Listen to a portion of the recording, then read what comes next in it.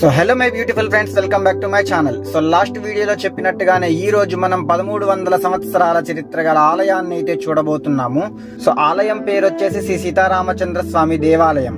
ఇంకా ఈ ఆలయం అయితే శంషాబాద్ దగ్గర ఉన్న అమ్మపల్లి అనే గ్రామంలో అయితే నిర్మించబడింది.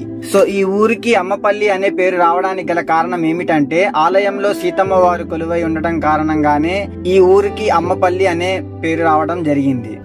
ఇంకా ఆలయ నిర్మాణం గురించి చూస్తే 1300 సంవత్సరాల క్రితం వెంగి చాళుక్యుల పరిపాలనలో ఆలయాన్ని నిర్మించినట్లుగా శాసనాల ద్వారా తెలుస్తున్నది.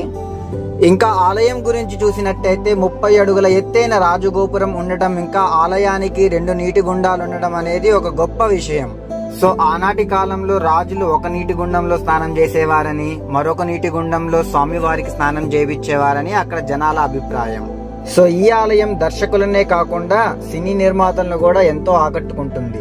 ఇక్కడ ఎన్నో వందలాది షూటింగులు జరిగాయి. సో ఇక్కడ చిత్రీకరించిన ప్రతి సినిమా ఎంతో హిట్ కావడంతో నిర్మాతలను ఎంతో ఆకట్టుకున్నది. భారీ బడ్జెట్ సినిమాలో ఉన్న సన్నివేశాలలో ఒక సన్నివేశమైనా ఇక్కడ చిత్రీకరించాలని నిర్మాతలు ఎంతో కష్టపడతారు. సో ఒకసారి నాటు బాంబులు పేలి ప్రహరీ గోడ కూలిపోవడంతో అప్పటి నుంచి షూటింగ్లు ఆపేశారు. అక్కడ షూటింగ్ చేసిన సినిమాలు ఇంకా సినిమా డైరెక్టర్లు ఎందరో బాగా పేరు పొందారు. సో ఆ ఆలయం ఒక మహిమాన్వితం. అక్కడ కోరుకున్న కోరికలన్నీ తీరుతాయని ప్రజల నమ్మకం. సో గర్భగృహంలో ఫోన్స్ ఎలో లేదు కాబట్టి లోపల వీడియో అయితే తీయలేదు.